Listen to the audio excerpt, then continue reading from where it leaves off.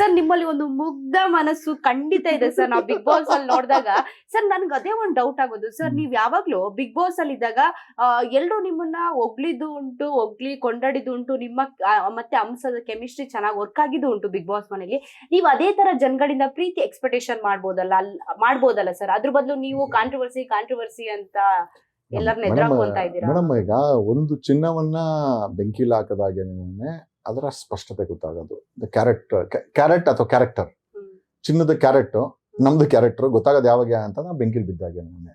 ಪ್ರತಿ ಬಾರಿ ಈ ಒಂದು ಕಾಂಟ್ರವರ್ಸಿಸು ಬರೀ ಜನರಿಗೆ ಕಿಕ್ಕು ಮತ್ತೆ ವಿಚಾರ ಕೊಡ್ತಾ ಇಲ್ಲ, ಸತ್ಯವನ್ನು ಕೂಡ ಒದಗಿಸ್ತಾ ಇದೆ, ನನ್ನ ಕ್ಯಾರೆಕ್ಟರ್ನು ಕೂಡ ಡಿಫೈನ್ ಮಾಡ್ತಾ ಇದೆ, ನನ್ನ ಪರ್ಸನಾಲಿಟಿ ಕೂಡ ಡಿಫೈನ್ ಮಾಡ್ತಾ ಇದೆ. ಈಗ ನಾನು ದರ್ಶನ್ ಫ್ಯಾನ್ನ ಹಣ ಬಾಸು ಅಂದ್ಕೊಂಡು ಹೋಗೋಕ್ಕಾಗಲ್ಲ. ನನಗೆ ದರ್ಶನ್ ಬಾಸು ಅಲ್ಲ, ಅವನ ಫ್ಯಾನ್ಸು ನನ್ನ ಫ್ಯಾನ್ಸ್ ಆಗೋಂಥ ಅವಶ್ಯಕತೆನೂ ಇಲ್ಲ. ಬಟ್ ನಮ್ದೇನು ಅಂತಂದರೆ ತಗಲಾಕೊಂಡಿದ್ದೀರಲ್ಲ, ಈಗ ಬಿಡಿಸ್ಕೊಳಕ್ಕೆ ದಾರಿ ಹುಡ್ಕೊಬೇಕು ಅವರು. ನಾನು ಹಿಂಗೆ ಅಂತಂದರೆ madam, from zero grass root ಲೆವೆಲಿಂದ ಬೆಳ್ಕೊಂಬಂದಂಥವ್ರು. ಯಾವ ರೀತಿ ದರ್ಶನ್ ಹಾಲು ಹಾಕೊಂಬಂದ್ರು, ಅಟ್ಲೀಸ್ಟ್ ನಾವು ಜಮೀನ್ದಾರರು. ಬಟ್ ಆ ಗಾರಿಕೆಯನ್ನು ಇವತ್ತು ನಾನು ಉಳಿಸ್ಕೊಂಡು ಬೆಳ್ಕೊಂಬಂದಿದ್ದೀನಿ. ಒಂದು ಹಳ್ಳಿಯಿಂದ ಡೆಲ್ಲಿವರೆಗೂ ಹೆಸರಾಗೋದಿದೆಯಲ್ಲ, ಈ ಅಸೆಂಬ್ಲಿನಲ್ಲಿ ಒಬ್ಬ MLA ವಿಶ್ವನಾಥ್ ಅವರು ನನ್ನ ಹೆಸರನ್ನ ಪ್ರಸ್ತಾಪ ಮಾಡ್ತಾರೆ, ಅಲ್ಲಿ ಯಾರಿರೋ ಕೂಡ ನನ್ನ ಬಗ್ಗೆ ಮಾತಾಡಲ್ಲ ಅಂತಂದ್ರೆ they have define me even politically also. ನಾನು ಒಬ್ಬ ಗ್ರಾಮ ಪಂಚಾಯತಿ ಮೆಂಬರ್ ಅಲ್ಲ ಅಂದ್ರೂ ಕೂಡ ಅಸೆಂಬ್ಲಿನಲ್ಲಿ ನನ್ನ ವಿಚಾರ ಚರ್ಚೆ ಆಗುತ್ತೆ ಅಂತಂದ್ರೆ I have grown to that level. ನನಗೆ ಅದ್ರ ಬಗ್ಗೆ ಖುಷಿ ಇದೆ, ಆಮೇಲೆ ಒಂದು ಆತ್ಮಗೌರವ ಇದೆ. ಬಟ್ ಹಂಗಂದ್ಬಿಟ್ಟು ನಾನು ಎಲ್ಲರ ಜೊತೆ ನಾನು ಒಳ್ಳೆನಾಗ್ತೀನಿ, ಹಣ ಅಪ್ಪ ನನಗೆ ಬುದ್ಧಿ ಇಲ್ಲ. ನನಗೆ ನಂದೇ ಆದಂಥ ಒಂದು ಸೆಲ್ಫ್ ರೆಸ್ಪೆಕ್ಟ್ ಇದೆ. ನನಗೆ ಯಾರು ಬೇಕೋ ಅವ್ರಿಗೆ ನಾನು ಮಾತಾಡ್ಸು. ಇಲ್ಲ ಅಂತಂದರೆ ಒಬ್ಬ ಕಮಿಷನರ್ ಕೂಡ ಏನೋ ಕಮಿಷನರ್ ಅಂತ ಮಾತಾಡಿದ ಅಭ್ಯಾಸ ಇದೆ, ಒಬ್ಬ DGPನೂ ಕೂಡ ಏನೋ ಮಾಡ್ತಾ ಇದೆಯಾ, ನನಗೆ ಅಭ್ಯಾಸ ಇದೆ ನನಗೆ. Because they are all public servants. ಅವರು ಕಾನೂನಲ್ಲಿ ಸೇವಕರು ಅಂತ ಮೆನ್ಷನ್ ಮಾಡಿದ್ದಾರೆ, ಸಾರ್ವಜನಿಕ ಸೇವಕರ ಥರ ಮಾತಾಡಿಸ್ತೀನಿ. ನನಗೆ ಅಣ್ಣ ಅಪ್ಪ ಹಂಗೆಲ್ಲ ಅಂದ್ಕೊಂಡು ಬಕೆಟ್ ಇಟ್ಕೊಂಡು ಅಭ್ಯಾಸ ಇಲ್ಲ, ನನಗಿಲ್ಲ. ನನಗಂತ ಬುದ್ಧಿನೂ ಇಲ್ಲ. ಬೇಕಾದ್ರೆ ಸಣ್ಣ ಮಗು ಬೇಕಾ ಕಾಲು ತೊಳ್ಬೇಕಾದ್ರೆ ಪೂಜೆ ಮಾಡೋಣ, ನನಗೇನು ಸಮಸ್ಯೆ ಇಲ್ಲ. ಏನಕ್ಕೆ ಅಂದರೆ ವಯಸ್ಸಲ್ಲಿ ಚಿಕ್ಕದಂತಲ್ಲ, ನನಗೆ ಮನ್ಸಿಗೆ ಅನಿಸ್ಬೇಕು that I should bend them. ಒಂದು ಮಗು ಮುಂದೆ ಬೇಕಾದ್ರೆ ಕಾಲು ತೊಳ್ಬೇಕಾದ್ರೆ ಪೂಜೆ ಮಾಡೋಣ, ನನಗೆ ಅದು ಅಭ್ಯಾಸ ಇದೆ. ಒಂದು ಸಣ್ಣ ನೀವು ಬೇಕಾರೆ ನಿಮ್ಮನ್ನು ಬೇಕಾರೆ ಮೇಡಮ್ ಅಂತ ನಾನು ನಿಮಗೆ ಕಾಲ್ ಮಾಡಿದಾಗ ಮೇಡಮ್ ಅಂತ ಅಂದಿದ್ದು ನನಗೆ. Even if you are younger to me, ಒಂದು 15-20 ವರ್ಷ ನೀವು ಸಣ್ಣವರಿದ್ದೀರಾ, ನನಗೆ if I not I call you madam, you deserve that respect. Madam, ಯಾವತ್ತೇ ಆಗಲಿ ರೆಸ್ಪೆಕ್ಟನ್ನು ಡಿಮ್ಯಾಂಡ್ ಮಾಡಬಾರ್ದು, ಕಮೆಂಡ್ ಆಗಬೇಕು. ನನ್ನ ಜೀವನದಲ್ಲಿ ಕಮೆಂಟ್ ಮಾಡ್ಕೊಂಡೇ ಬಂದಿದ್ದು ಮೇಡಮ್. ನಾನು ಸತ್ಯನ ಅಂತಲೇ ಹೇಳ್ತೀನಿ, ನನಗೆ ಬೇಜಾರಿಲ್ಲ. ಒಬ್ಬ ಸಿದ್ದರಾಮಯ್ಯ ಬಲವಂತವಾಗಿ ಗೆದ್ದು ಬಂದ ಮೇಲೆ ನನ್ನ ಭಾಷಣ ಕೇಳಿ ಅಂತಂದರೆ ನಿಜವಾಗ್ಲೂ ಇದಕ್ಕಿಂತ ವಿಪರ್ಯಾಸವಾದಂಥ ಮಾತಿನೊಂದಿಲ್ಲ. ಯಾಕೆ ಅಂದರೆ ನೀನು ಗೆದ್ದು ಬಂದಿರೋದು ಕೆಲಸ ಮಾಡೋಕ್ಕಯ್ಯ, ಭಾಷಣ ಮಾಡೋಕ್ಕಲ್ಲ. ಭಾಷಣ ಮಾಡಬೇಕಾದ್ರೆ ಅಶೋಕ, ವಿರೋಧ ಪಕ್ಷ ನಾಯಕ ಕುಮಾರಸ್ವಾಮಿ ಕೆಲಸ ಇಲ್ಲ ಯಾವಾಗ, ಅವ್ರು ಭಾಷಣ ಮಾಡಬೇಕಾಗಿರೋದು. ನೀವು ಅವರಿಬ್ಬರು ಬಿಟ್ಟು ನೀನು ಭಾಷಣ ಮಾಡ್ತೀಯ ಅಂತಂದರೆ ಏನಾಗಬೇಕು? ನಟ್ಟು ಬೋಲ್ಟು ಟೈಟ್ ಮಾಡೋದು ಮೆಕ್ಯಾನಿಕ್ ಕೆಲಸ, DK ಶಿವಕುಮಾರ್ ಕೆಲಸ ಅಲ್ಲ. ಯಾರು ಹೇಳ್ತಾರೆ ಅದನ್ನು? ಹಂಗಾಗಿ madam, we don't know where we are leading. ಸತ್ಯ ಹೇಳಿದಕ್ಕೆ ಕಾಂಟ್ರವರ್ಸಿ ಅಂತಂದ್ರೆ ನಾನು ಪದೇ ಹೇಳ್ತೀನಿ ಮೇಡಮ್. ಸರ್, ನಟ್ಟು ಬೋಲ್ಟು ಅಂತ ಯಾರಿಗೆ ಹೇಳಿದ್ರು DKC ಅನ್ನೋದು? ಹೇಳೋದಲ್ಲ, ಕನ್ನಡ ಇಂಡಸ್ಟ್ರಿನಲ್ಲಿ ಯಾವನ್ ಬಂದಿಲ್ಲ ಅವನಿಗೆಲ್ಲ ನಟ್ಟು ಬೋಲ್ಟು. ಮೋಸ್ಟ್ಲಿ ಸುದೀಪನ್ಗೆ ಹೇಳಿರ್ಬೇಕು. ಸುದೀಪನ್ ಮನೆ ಟೈಟ್ ಮಾಡಿ ಬಿಗ್ ಬಾಸ್ ಒಂದ್ ದಿವಸ ಲಾಕ್ ಮಾಡಿ ಆಮೇಲೆ ನಲ್ಪಾಡನ್ನು ಕಳಿಸಿ ಅದನ್ನು ಓಪನ್ ಮಾಡಿ, ಸುದೀಪ್ ಆ ಕಡೆಯಿಂದ ನಲ್ಪಾಡಕ್ಕೆ ಥ್ಯಾಂಕ್ಸು, ಈ ಕಡೆಯಿಂದ ಇವರು ನಟ್ಟು ಬೋಲ್ಟು ಟೈಟು ಲೂಸ್ ಮಾಡಿದ್ದು ಆಯ್ತು. ಏನ್ ಹೇಳೋಣ ಮೇಡಮ್? ಅಲ್ಲ, ಆ ಕಡೆಯಿಂದ ಸುದೀಪ್ ಹೇಳದ, ಆ ಕಡೆಯಿಂದ ಬಿಗ್ ಬಾಸ್ ಅಲ್ಲಿ ಹೇಳದ ಏನಂತ ಕೇಳಿಸ್ಕೊಂಡಿರ್ಬೇಕು, ನಲ್ಪಾಡ್ ಥ್ಯಾಂಕ್ಸ್ ಅಂತ, ನಟ್ಟು ಬೋಲ್ಟು ಟೈಟ್ ಆಯ್ತು ಲೂಸ್ ಮಾಡಿದ್ರ ಅಂತ. ನನಗೆ ಗೊತ್ತಿಲ್ಲ ಇದು. ಜಸ್ಟ್ ಸುದೀಪ್ ಬೇಜಾರು ಮಾಡ್ಕೊಂಬಿಡಿ. I just kidding this. ನೀವು ತಮಾಷೆ ಮಾಡ್ದಂಗೆ ಪ್ಲಾಟ್ಫಾರ್ಮ್ ಅಲ್ಲಿ ನಾನು ನೀವು ತಮಾಷೆ ಮಾಡ್ತಾ ಇದೀನಿ. ಆ ಕಡೆಯಿಂದ ಸೈನ್ ಬಂತು ಆ ಕಡೆಗೆ, ಏನಂತ Nalpad thank you nut bolt loose ಮಾಡಿದಕ್ಕೆ ಅಂತ. ಟೈಟ್ ಆಗ್ಬಿಟ್ಟಿದ್ದು ಫುಲ್. ಒಂದ್ ದಿವಸ ಬಾಗಿಲು ಹಾಕ್ಬಿಟ್ಟಿದ್ರು. ಗೊತ್ತಿಲ್ಲ ಮೇಡಮ್ ಏನೇನು ಇವ್ರ ಕಥೆಗಳು ಅಂತ. ಇದಕ್ಕೆ ನಟ್ಟು ಬೋಲ್ಟು ವಿಚಾರ ಬಂದ ತಕ್ಷಣನೇ DKC ಅಂತ ಖಂಡಿತ ನೆನಪಾಗ್ತಾರೆ. ಸೊ ಬಿಗ್ ಬಾಸ್ ಕ್ಲೋಸ್ ಮಾಡಿಸಿದ್ದು ಅದೇ ಕಾರಣಕ್ಕ, ಓಪನ್ ಮಾಡಿಸಿದ್ದು ಅದೇ ಕಾರಣಕ್ಕ ಅನ್ನೋದು ಇರ್ಬೋದು ಮೇಡಮ್. ಈಗ ನೋಡಿ ಮೇಡಮ್, ಈಗ ಕ್ರಮ ಆಗ್ಬೇಕು ಅಂದಿದ್ರೆ ಅವ್ರಿಗೆ ನೋಟಿಸ್ ಕೊಡ್ಬೋದಾಗಿತ್ತು. ಅಕಸ್ಮಾತ್ ತಪ್ಪಿದ್ದಿದ್ರೆ ಒಂದು ದೊಡ್ಡ ಕಾರ್ಯಕ್ರಮ ನಡೀತಾ ಇದೆ, ನೋಟಿಸ್ ಕೊಡ್ಬೋದಾಗಿತ್ತು ಮೇಡಮ್. ಅಂಥದ್ದು 1250 ಕೆರೆಗಳನ್ನೇ ತಿಂದಾಕವ್ರೆ ರಾಜಕಾರಣಿಗಳು, ಅಧಿಕಾರಿಗಳು ಕಳೆದ 30 ವರ್ಷದಲ್ಲಿ. ಬೆಂಗಳೂರಲ್ಲಿ 11,000 ಕೆರೆಗಳನ್ನ ತಿಂದಾಕವ್ರೆ ಕರ್ನಾಟಕದಲ್ಲಿ. ಆ ರೀತಿ ಹೋಗ್ಬಿಟ್ಟು ನೋಟಿಸ್ ಕೊಟ್ಬಿಟ್ಟು ಬಾಗಿಲು ಹಾಕ್ಬೋದು ಅಂದರೆ ಎಷ್ಟು ಹಾಕಬಹುದು? ನನಗೆ I think it was just a gimmick madam. Mostly big ಬಾಸ್ನ ಯಾರು ನೋಡ್ತಾ ಇರಲಿಲ್ಲ, ಅದು ಒಂದಿರ್ಬೋದು. ಯಾಕಂದರೆ ಎಲ್ಲರೂ ಹೇಳ್ತಾರೆ ಈ ಸತಿ ಬಿಗ್ ಬಾಸ್ ಚೆನ್ನಾಗಿಲ್ಲ ಅಂತ.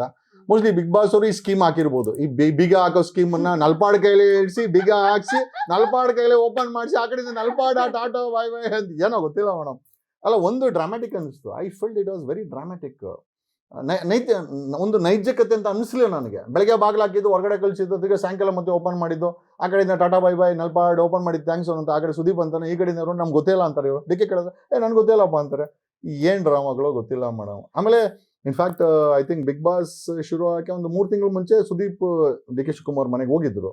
ಇನ್ನು ಅಲ್ಲೇನೋ ಬಿಗ ಹಾಕ್ಸಿ ಅಂತ ಹೇಳಿ ಕೇಳಕ್ಕೆ ಹೋಗಿದ್ರು, ಗೊತ್ತಿಲ್ಲ ನನಗೆ.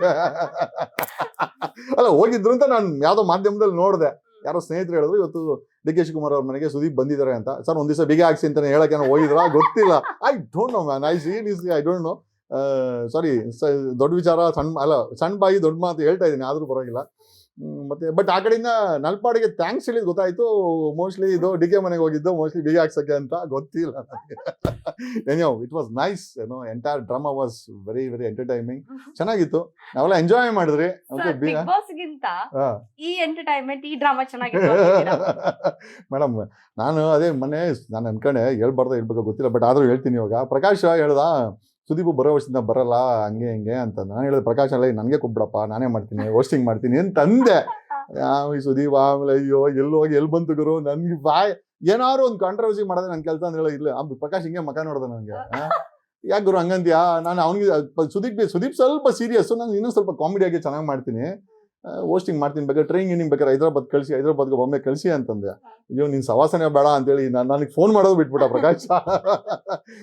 ಬಟ್ ಅವಕಾಶ ಕೊಡಬೇಕು ಮೇಡಮ್, ಹೊಸಬರಿಗೆ ಅವಕಾಶ ಕೊಡಬೇಕು ಮೇಡಮ್. ನಾನಾದ್ಮೇಲೆ ನಮ್ಮ ಪಕ್ಕದ ಮನೆಯವ್ನು ಲಾಯರ್ ಆಗಬೇಕು, ನಾನಾದ್ಮೇಲೆ ಪಕ್ಕದ ಮನೆಯವ್ನು MP ಆಗಬೇಕು, ನಾನು CM ಆದ್ಮೇಲೆ ಇನ್ನೊಬ್ಬ CM ಆಗಬೇಕು, ಈ ಆಸೆ ನನ್ನಲ್ಲಿದೆ ಮೇಡಮ್. ನಾನಾದ್ಮೇಲೆ ದರ್ಶನೇ ಸ್ಟಾರು, ಶಿವಣ್ಣನೇ ಸ್ಟಾರು, ಯಶೇ ಸ್ಟಾರು. ಆಯ್ತಪ್ಪ, ಬೇರೆಯವ್ರಿಗೆ ಏನೋ ಅವಕಾಶ ಕೊಡ್ತೀರಾ ನೀವು? ಬೇರೆಯವ್ರು ಈ ಕನ್ನಡ ಇಂಡಸ್ಟ್ರಿಯನ್ನು ಬರ್ಸ್ಕೊಂಡ್ಬಿಟ್ಟಾರ ಮೇಡಮ್ ಇವರು.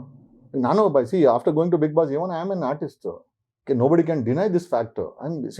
ಸಮಾಜದಲ್ಲಿ ಯಾವಾಗ ಹೇಳಿದ್ರು, ಯಾರೋ ಡೈರೆಕ್ಟರ್ ನಿರ್ಮಾಪಕನ ಹೇಳ್ದ ಏನು ಸಂಬಂಧ ಅಂತ, ನಾನು ಆರ್ಟಿಸ್ಟ್ ಅಪ್ಪ, ನಾನು ಕೂಡ ಹೋಗಿದ್ದೀನಿ, ಪ್ರೋಗ್ರಾಮ್ಸ್ಗೆ ಹೋಗಿದ್ದೀನಿ, ಬಿಗ್ ಬಾಸ್ ಅಲ್ಲಿ ಹೆಸರು ಮಾಡಿದ್ದೀನಿ, ನನಗಿಂತ ಆರ್ಟಿಸ್ಟ್ ಬೇಕಾ? I am also a part of the artist of this industry. But ಏನು ಮಾಡೋಕ್ಕಾಗಲ್ಲ madam. But ultimately I tell Darshan, ನಿನ್ನಕಿ MLA ಮುನ್ರತ್ನ ಹತ್ರ ಇದೆ, ಮಾತಾಡು. ನೆಕ್ಸ್ಟ್ ಎಪಿಸೋಡಿಗಾಗಿ ನೀವು ಕಾದು ನೋಡ್ಬೇಕು, ಅದ್ರಲ್ಲೂ ದರ್ಶನ್ ಸರ್ ಫ್ಯಾನ್ಸ್ ಕಾದು ನೋಡ್ಬೇಕಂತ. ಆಮೇಲೆ ಇಲ್ಲ ಸುದೀಪ್ ಕಿ DK ಹತ್ರ, ದರ್ಶನ್ ಕಿ ಮುನ್ರತ್ನ ಹತ್ರ. ನಿಮ್ಮಿಬ್ರು ಕೀಗಳು ಎಲ್ಲಾರು ಇಟ್ಕೊಂಡಿದಾರ ಗೊತ್ತಿಲ್ಲ. ಸರ್ ನಿಮ್ಮ ಕೀ ಯಾರ ಹತ್ರ ಇದೆ ಸರ್? ಗೊತ್ತಿಲ್ಲ ಮೇಡಮ್, ಹೆಂಡತಿ ಹತ್ರ ಇದೆ ಮೇಡಮ್. ಏನೋ ಜಸ್ಟ್ ಜೋಕ್ ಅಷ್ಟೇ, ಸೀರಿಯಸ್ ತಗೊಂಡ್ಬಿಟ್ಟಿದೆ. ಸರ್ ಬಿಗ್ ಬಾಸ್ ನೋಡ್ತಾ ಇದ್ರ, ಈಗ ಹೇಳಿದ್ರಿ ನೀವು ಬಿಗ್ ಬಾಸ್ ಈ ಸಲ ಟುಸ್ ಪಟಾಕಿ ಅಂತ, ನೀವು ಬಿಗ್ ಬಾಸ್ ನೋಡ್ತಾ ಇದ್ದೀರಾ ಅನ್ನೋದು? ಸ್ವಲ್ಪ ಯಾರೋ ಹುಡುಗರು ಕಳಿಸ್ತಾರೆ ಮೇಡಮ್, ಅದು ಫೇಸ್ಬುಕ್ ಅಲ್ಲಿ ಬಿಟ್ಟು ಕಳಿಸ್ತಾರೆ. ಬಟ್ ಜನರಿಗೆ ಒಂದು ಎಕ್ಸ್ಪೆಕ್ಟೇಷನ್ ಇದೆ. ಬೆಂಗಳೂರು ಒಂದು ಮಟ್ಟಿಗೆ ಬೆಳೆದ್ಮೇಲೆ ಇನ್ನೂ ಚೆನ್ನಾಗಿ ಬೆಂಗಳೂರು ಆಗ್ಬೇಕು ಅನ್ನೋ ಒಂದು ಎಕ್ಸ್ಪೆಕ್ಟೇಷನ್. ಸೀಸನ್ 11 ಅಲ್ಲಿ ಒಂದು ಜಾಕ್ ಪಾಟ್ ಸೀಸನ್ ಅಂತಾನೆ ಹೇಳ್ಬೋದು. ಅಲ್ಲಿ ಹೋದರೆಲ್ಲ ಬರೀ ಕಾಂಟ್ರವರ್ಸಿಗಳು, ಜನಗಳ ಹೃದಯವನ್ನ ಗೆದ್ದಂಥವ್ರು. ಸೀಸನ್ 11ಗಿಂತ ಇನ್ನೂ ಚೆನ್ನಾಗಿರುತ್ತೆ ಅಂತ ಎಕ್ಸ್ಪೆಕ್ಟೇಷನ್, ತಪ್ಪೇನಿಲ್ಲ. ಬಟ್ ಅದನ್ನ ಮಾಡಬೇಕಾದ್ದು ಐ ಥಿಂಕ್ ಬಿಗ್ ಬಾಸ್ ಟೀಮಿನ ಕೆಲಸ. ಐ ಥಿಂಕ್ ಅದರಲ್ಲಿ ಎಲ್ಲೋ ಒಂದ್ ಕಡೆ ಹಿಂದೇಟ್ ಆಯ್ತಾ ಅಂತ ನನಗನ್ನಿಸ್ತಾ ಇದೆ. ಪೀಪಲ್ ಈಗ ಮನೇಲಿ you thought today will go, ನೀವಿಬ್ರು ಸೇರ್ಕೊಂಡು ಸ್ಟಾರ್ ಹೋಟ್ಲಿಗೆ ಹೋಗ್ಬೇಕು ತಿನ್ನತ್ತೆ ಅನ್ಕೊಂತೀವಿ. ಈಗ ಸ್ಟಾರ್ ಹೋಟ್ಲು ಇಲ್ಲ ಗುರು, ಅಲ್ಲಿ ಬಾಗಲಾಗಿದೆ ಸ್ಟಾರ್ ಹೋಟ್ಲು, ದುಡ್ಡಿಲ್ಲ ನಮ್ಮ ಹತ್ರ, ಮನೆಯಲ್ಲ ಅನ್ನ ಸಾಂಬಾರ್ ಇದೆ ಅಂತಂದ್ರೆ ಜನ ಇವಾಗ ಅದನ್ನ ನೋಡ್ಕೊಂಡೆ ಇಷ್ಟಪಡ್ತಾರೆ. They were expecting star treatment ಈ ಸತಿ ಸೀಸನ್ 11ಗೆ. ಅದು ಬರ್ತಾ ಇಲ್ಲ ಅಂತ ನನಗೆ ಅನ್ನಿಸ್ತಾ ಇದೆ. It's my personal feeling. ಜನರಿಗೂ ಕೂಡ ಅದೇ ತರ ಹೇಳ್ತಾ ಇದ್ದಾರೆ. ಸೀಸನ್ 11 ಅಷ್ಟು 12 ಚೆನ್ನಾಗಿಲ್ಲ ಅಂತ ಹೇಳ್ತಾ ಇದ್ದಾರೆ. ಸೊ 12 ಇನ್ನು ಚೆನ್ನಾಗಿ ಮಾಡಿದ್ರೆ ಚೆನ್ನಾಗಿರುತ್ತೆ ಅಂತ. ನಾವು ಯಾರು ಅವ್ರನ್ನೇನು ಕೈ ಕಟ್ಟಾಕಿಲ್ಲ, ಅವ್ರಿಗೊಂದು ಪ್ಲಾಟ್ಫಾರ್ಮ್ ಕೊಟ್ಟಿದ್ದಾರೆ, ಆಡಬೇಕು, ಆಡುನಲ್ಲಿ ಮಾಡುನಲ್ಲಿ ಅಂದಂಗೆ ಮಾಡಬೇಕಲ್ಲಿ. ಮಾಡಲಿಲ್ಲ ಅಂತಂದ್ರೆ ಜನ ಎಕ್ಸ್ಪೆಕ್ಟೇಷನ್, ಜನರು ತಪ್ಪೇನೂ ಇಲ್ಲ ಮೇಡಮ್ ಇದರಲ್ಲಿ. Only thing is it's a performance of the participants. ಮಾಡಿಲ್ಲ, ನನ್ಗೆ ಗೊತ್ತಿಲ್ಲ. ಸರ್ ಇನ್ನೊಂದು ಗಾಸಿಪ್ ಓಡಾಡ್ತಾ ಇದೆ, ನಿಮಗೆ ಗೊತ್ತಾ? ಏನ್ ಗೊತ್ತಿಲ್ಲ ಮೇಡಮ್. ಸತೀಶ್ ಕ್ಯಾಡಬಾನ್ಸ್ and Jagadish Satish big boss ಒಳಗೆ ವೈರಲ್ ಆಗಿದ್ದಕ್ಕಿಂತ ಬಿಗ್ ಬಾಸ್ ಮನೆಯಿಂದ ಹೊರಗ್ ಬಂದ್ಮೇಲೆ ಕಾಂಟ್ರವರ್ಸಿ ವೈರಲ್ ಜಾಸ್ತಿ ಆಗಿದ್ದಾರೆ ಅಂತ ನಿಮ್ಮನ್ನ ಅವ್ರಿಗೆ ಕಂಪೇರ್ ಮಾಡ್ತಾ ಇದ್ದಾರೆ. ಸರ್ ನಿಮ್ಮ ರಿಯಾಕ್ಟ್? ಮೇಡಮ್ ಆಕ್ಚುಲಿ ನೀವು ಯಾರು ಹೇಳಿದ್ರೆ ನಾನು ಯಾರೋ ಒಂದೇ ಒಂದ್ಸತಿ ನೋಡಿದೆ ಅವರನ್ನ. ನನಗೆ ನಿಜವಾಗ್ಲೂ ಅವ್ರು ಯಾರಂತ ಗೊತ್ತಿಲ್ಲ. ಬಟ್ ಮೇಡಮ್ ಯಾರಿಗ್ಯಾರು ಕಂಪಾರಿಸನ್ ಇಲ್ಲ. ಬಟ್ ಸ್ಟಿಲ್ ಮೇಡಮ್ ಆ ಥರ ಕಂಪಾರಿಸನ್ ಮಾಡಿದ್ರೆ ನನ್ಗೆ ಯಾವುದೋ ಒಂದು ಕೇಳಿದೆ, ಗಿಲ್ಲಿ ಬನೀನ್ ಹಾಕೊಂಡಿರ್ತಾನೆ, ಯಾರೋ ಕೇಳ್ತಾರೆ ಏನೋ ಈ ಬನೀನ್ ಯಾಕೆ ಹಾಕೊಂಡಿದ್ಯಾ ಅಂತ ಮೇಡಮ್ ಇವ್ರು ಕೇಳ್ತಾರೆ. ಅವರು ಒಳ್ಳೆ ಸೀರೆ ಹಾಕೊಂಡು ಏನು ಪ್ರಮೋಷನ್ ಮಾಡ್ತಾ ಇದ್ಯಾ ಅಂತ ಇವ್ರು ಕೇಳ್ತಾರೆ. ಸೊ ನನಗೆ ಇವನು ಯಾರೋ ಗೋಲ್ಡ್ ಸುರೇಶ್ ಹೇಳಿದ್ರು ನೋಡಿದ್ರು ಲಾಸ್ಟ್ ಟೈಮ್ ನೀನು ಬನೀನ ಕಡೆ ಇನ್ನೊಬ್ಬ ಬನೀನ್ ಮ್ಯಾನ್ ಉಟ್ಕೊಂಡ್ಬಿಟ್ಟವನೇ ಇಲ್ಲಿ ಇನ್ನೊಬ್ಬ ಬನೀನ್ ಮ್ಯಾನ್ ಉಟ್ಕೊಂಡವನೆ ಅಂತೇಳಿ ನಮ್ಗೆ ಸತಿ ಇವ್ರು ಹೇಳಿದ್ರು, ಸುರೇಶ್ ಹೇಳಿದ್ರು. ಮೇಡಮ್ ಯಾರ್ಯಾರು ಕಂಪೇರ್ ಇಲ್ಲ, ಬಟ್ ಒಂದು ಪ್ಯಾಟರ್ನ್, ಒಂದು ಟ್ರೆಂಡನ್ನು ಕಾಪಿ ಮಾಡ್ಕೊಳ್ತಾರೆ. ಈಗ ನೋಡಿ ಲಾಸ್ಟ್ ಟೈಮ್ ನಾನು ಹಂಸ ಒಂದು ಪೇರ್ ಆಗಿ ಒಂದು ಕೆಮಿಸ್ಟ್ರಿ ಮಾಡಿದ್ರೆ, ಈ ಸತಿ ಗಿಲ್ಲಿ ಮತ್ತೆ ಇವ್ರು ಮಾಡಿದ್ದಾರೆ. So I think things are similar and patterns workout. But ಈ ಸತಿನೂ ಒಂದು ಸಿಮಿಲರ್ ಪ್ಯಾಟರ್ನ್ ಕಾಣಿಸ್ತಾ ಇದೆ. ಬಟ್ ಮನೋರಂಜನೆ ಆಗ್ಬೇಕು madam, most important. Sir, Bigg Boss ಮನೆಯಲ್ಲಿ ಗಿಲ್ಲಿ ಅವ್ರದ್ದೇ ಎಂಟರ್ಟೈನ್ಮೆಂಟ್ ಜಾಸ್ತಿ ಅಂತ ಕೇಳಿ ಬರ್ತಾ ಇದೀವಿ. ಹಾಗೆ ನೀವು ಗಿಲ್ಲಿ ಅವ್ರನ್ನ ಹೊರಗಿದ್ದಾಗ ಮೀಟ್ ಮಾಡಿದೀರಾ.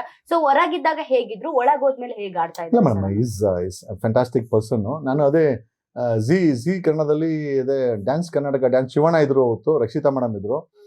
ಅವ್ರ ಮುಂದೆ ಗಿಲ್ಲಿನೂ ಆ ಕಡೆ ಅಲ್ಲಿ ಕೂತ್ಕೊಂಡಿದ್ರು. ನಾನು ಡ್ಯಾನ್ಸ್ ಗೀನ್ಸ್ ಅದನ್ನ ಜಗ್ಗು ಕಮ್ಮಿಂಗ್ ಇದೆಯಲ್ಲ ಅವ್ರ ಜೊತೆನೇ ಮಾಡಿದ್ರು. Is A very entertainment person, ಒಂದು ಎಂಟರ್ಟೈನ್ಮೆಂಟ್ ಪರ್ಸನ್ ಅವರು. ನಾನು ನೋಡಿದ್ದನಿಗೆ ಮೇಡಮ್ ಅಲ್ಲಿ ಝೀನಲ್ಲಿ ನೋಡಿದಾಗ ಗಿಲ್ಲಿ ಮತ್ತೆ ಸೇಮ್ ಇದ್ದಾರೆ ಮೇಡಮ್. ನಾನೇನು ಆ ಥರ ಏನು ಡಿಫ್ರೆನ್ಸ್ ಏನು ಅನ್ನಿಸ್ತಾ ಇಲ್ಲ. ಬಟ್ ಐ ಥಿಂಕ್ ಜನರ ಎಕ್ಸ್ಪೆಕ್ಟೇಷನ್ ಜಾಸ್ತಿ ಇದೆ, ಇವರ ಪರ್ಫಾರ್ಮೆನ್ಸ್ ಕಡಿಮೆ ಇದೆ ಅನ್ಸುತ್ತೆ. That's it. Otherwise performance wise it's happening madam. Sir, ನಿಮ್ ಜೊತೆ 4-5 ಶೋ ಅಲ್ಲಿ ಕುಕಿಂಗ್ ಮಾಡ್ದ ಅಂತವ್ರು ಒಂದೇ ಶೋ ಅಲ್ಲಿ ಒಂದು 4-5 ಸಲ ಭೇಟಿ ಆಗಿರ್ತೀರಾ. ಜಾನ್ವಿ ಅವ್ರ ಬಗ್ಗೆ ಹೇಳೋದಾದ್ರೆ Janhvi is a very good human being madam. ಜೀವನದಲ್ಲಿ ನೊಂದು ಬೆಂದು ಇಂಡಿಪೆಂಡೆಂಟ್ ಪೇರೆಂಟ್ ಆಗಿ ತನ್ನ ಜೀವನವನ್ನು ಕಟ್ಕೊಂತಾರಂಥ ಹೆಣ್ಮಗಳು ನಾನು ನೋಡಿದಂಥ Jahnavi. In fact she is my neighbour also. ಇಲ್ಲಿ ಜಸ್ಟ್ 1 ಕಿಲೋಮೀಟರ್ ದೂರದಲ್ಲಿದ್ದಾರೆ ಮೇಡಮ್. ಕಷ್ಟ ಸುಖಗಳನ್ನು ನೋಡಿಕೊಂಡು ಅನುಭವಿಸ್ಕೊಂಡು ಜೀವನದ ತನ್ನದೇ ಆದಂಥ ಚಾಲೆಂಜನ್ನು ಫೇಸ್ ಮಾಡಿಕೊಂಡು ಒಂಟಿಯಾಗಿ ಫ್ಯಾಮಿಲಿನ ಕಟ್ಕೊಂಡು ಒಂದು ಮಗುನ ಮತ್ತು ಇಂಡಿಪೆಂಡೆಂಟ್ ಜೀವನವನ್ನು ಮಾಡ್ಕೊತಾರಂಥ ಹೆಣ್ಮಗಳು. So I think we should definitely appreciate them. ಆ ಥರ ಜೀವನ ಮಾಡ್ಕೊತಾರೋ ಹೆಣ್ಮಕ್ಳಿಗೆ ನಾವು ನಿಜವಾಗ್ಲೂ ಅಪ್ರಿಷಿಯೇಟ್ ಮಾಡಬೇಕಾಗತ್ತೆ. ಒಂದಷ್ಟು ಅದೇ ಏರಿಳಿತಗಳಿರ್ತದೆ ಜೀವನದಲ್ಲಿ. ಒಂದು ಅದೇ I saw is husbands comment ನೋಡಿದ್ವಿ. ಐ ಥಿಂಕ್ ಅನ್ವಾಂಟೆಡ್ ಅನ್ಸುತ್ತೆ. ಯಾಕೆ ಅಂತಂದರೆ ಅಂಥ ಪ್ಲ್ಯಾಟ್ಫಾರ್ಮಲ್ಲಿ ಆ ಹೆಣ್ಮಕ್ಳು ಪರ್ಫಾರ್ಮ್ ಮಾಡ್ಬೇಕಾದ್ರೆ ನಮ್ಮವರೇ ಆ ರೀತಿ ತೇಜೋವಧೆ ಮಾಡೋಕ್ಕೆ ನಿಂತ್ಕೊಂಡ್ರೆ ಇನ್ನು ಸಮಾಜ ಯಾವ ರೀತಿ ನಮ್ಮನ್ನು ನೋಡುತ್ತೆ ಅನ್ನೋದಕ್ಕೆ ಐ ಥಿಂಕ್ ಅದೊಂದು ಉದಾಹರಣೆ ಆಗ್ಬಿಡ್ತು. But whatever it is set and done, ಜಾನ್ವಿಯ ಪರ್ಫಾರ್ಮೆನ್ಸ್ ನೋಡ್ತೀವಿ ಹೊರತು ಅವ್ರ ಪರ್ಸನಲ್ ಲೈಫ್ ನಮ್ಗೆ ಯಾರಿಗೂ ಬೇಕಾಗಿಲ್ಲ. We are least bothered and we should be least bothered. ಅದು ಅಲ್ಲಿ ಕನ್ಸಿಡರು ಆಗಲ್ಲ ಅಂತ ನನಗನ್ಸುತ್ತೆ. ಅದರ್ವೈಸ್ ಜಾನ್ವಿ ಜೊತೆ ನಾನು ಅದೇ ಸವಿ ರುಚಿ ಒಂದು 2-3 ಮಾಡಿದ್ದೀವಿ madam. Very good human being ಅಂತ ಅನ್ನಿಸ್ತು ನನಗೆ. ಬೇರೆ ಏನೂ ಗೊತ್ತಿಲ್ಲ. ಬಟ್ ತುಂಬ ಕೆಟ್ಟದಾಗಿ ಕೆಲವೊಂದಷ್ಟು ಅವರು ಕಾಮೆಂಟ್ಸ್ಗಳನ್ನು ನೋಡಿದಾಗ ಬೇಜಾರಾಯಿತು. ಯಾಕಂದರೆ ಯಾರೋ ವಿಚಾರನ ಯಾರೋ ಹೇಳಿದ್ರು ಅಂತ ನಾವು ಡಿಸೈಡ್ ಮಾಡಬಾರ್ದು. ಈಗ ಜಾನ್ವಿ ಸರಿನೋ ತಪ್ಪೋ ಅಂದಾಗ ಆ ಪ್ಲ್ಯಾಟ್ಫಾರ್ಮ್ಗೆ ಹೋದಾಗ ಕೆಳಗಡೆ ಕಮೆಂಟ್ ನೋಡಿದಾಗ ಎಷ್ಟು ಬೇಜಾರಾಗುತ್ತೋ, ಈಗ ನೀವು ಹೇಳಿದ್ರಿ ದರ್ಶನ್ ನೋಡಿದಾಗ ನಮ್ಗೆ ಎಷ್ಟೇ ಬೇಜಾರಾಗುತ್ತೆ. ಆ ಪರಿಸ್ಥಿತಿ ತಕ್ಕಂಗೆ ನಾವು ಡಿಸೈಡ್ ಮಾಡಲಿಕ್ಕಾಗಲ್ಲ. Darshan is an hero, he will remain as an hero. Okay, he should come out as an hero. ಹೊರಗಡೆ ಬರೋದು ಹೀರೋ ಥರ ಬರಬೇಕಾಗಿದೆ. Okay, this is what we also expect. ಮಾಡೋದು ಬಿಡೋದು ಅವ್ರಿಗೆ ಬಿಟ್ಟಿದ್ದು. ನನ್ನ ಮೇಲೆ ಫರ್ಗೆಟ್ ಅಬೌಟ್ ಜಾನ್ವಿ ಮೇಡಮ್. ನಾನು ಹೊರಗಡೆ ಹೋದಾಗ ಫಸ್ಟ್ 3 days ಅವನು ಫೇಕ್ ಲಾಯರು, ಅವನು ವಕೀಲ್ ಸಾಬ್ ಅನ್ಬೇಡಿ ಅನ್ನೋದು ನಮ್ಮ ಅಸೋಸಿಯೇಷನ್ ಪ್ರೆಸಿಡೆಂಟ್ ವಿವೇಕ್ ಸುಬ್ಬರೆಡ್ಡಿನೇ ಲೆಟರ್ ಬರೆದಿದ್ರು, ಕಲರ್ಸ್ಗೆ ನೋಟಿಸ್ ಕೊಟ್ಟಿದ್ರು, ಆತನನ್ನು ವಕೀಲ್ ಸಾಬ್ ಅನ್ಬೇಡಿ ಅಂತ. ಬಾರ್ ಕೌನ್ಸಿಲ್ ಆಫ್ ಇಂಡಿಯಾ ಹೇಳ್ತು ಇಲ್ಲ ಇವರು ವಕೀಲ್ ಸಾಬೆ ಅಂತ. ಈಗ ಯಾರು ಹೇಳಿದ್ರು, ವಿವೇಕ್ ಸುಬ್ಬರೆಡ್ಡಿ ಹೇಳೋದು ಬೇಕಾಗಿಲ್ಲ, ಇನ್ನೊಬ್ರು ಹೇಳೋದು ಬೇಕಾಗಿಲ್ಲ. ಬಾರ್ ಕೌನ್ಸಿಲ್ ಆಫ್ ಇಂಡಿಯಾ ಹೇಳ್ತು. ಫೆಬ್ರವರಿ 2025 ಆದೇಶ ಮಾಡಿದ್ರು. ಜಗದೀಶ್ ಅವರ ಮೇಲೆ ಕೊಟ್ಟಂಥ ದೂರುಗಳು ಸುಳ್ಳು, ಅವರು ನಿಜವಾದಂಥ ಅಡ್ವೊಕೇಟ್ಸು, ಅವರ ದಾಖಲೆಗಳು ಕೂಡ ಸ್ಪಷ್ಟವಾಗಿದೆ ಅಂತೇಳಿ ಬಾರ್ ಕೌನ್ಸಿಲ್ ಆಫ್ ಇಂಡಿಯಾ ಆದೇಶ ಮಾಡಿದ್ರು. ಮೇಡಮ್, ಸುಳ್ಳುಗಳು ಅವರನ್ನೆಲ್ಲ ನನ್ನನ್ನು ಕೂಡ ಬಿಟ್ಟಿಲ್ಲ. ಬಟ್ ಅದನ್ನು ಜೀರ್ಣ ಮಾಡ್ಕೊಂಡು ಮುಂದೆ ಹೋಗೋದಿದೆಯಲ್ಲ, that's a most important fact. And ನೆನ್ನೆಯನ್ನು ಮರಿ ಇವತ್ತನ್ನು ಎಂಜಾಯ್ ಮಾಡು, ನಾಳೆಯನ್ನು ಕನಸು ಕಾಣು ಅಂತ ಹೇಳಬೇಕು. ಹಂಗಿದ್ರೆ ಚೆನ್ನಾಗಿರುತ್ತೆ ಮೇಡಮ್. ಏನು ಹೇಳೋದು ಗೊತ್ತಿಲ್ಲ ಅವ್ರಿಗೆ. ನೋಡ್ತಾ ವಿಚಾರಣೆ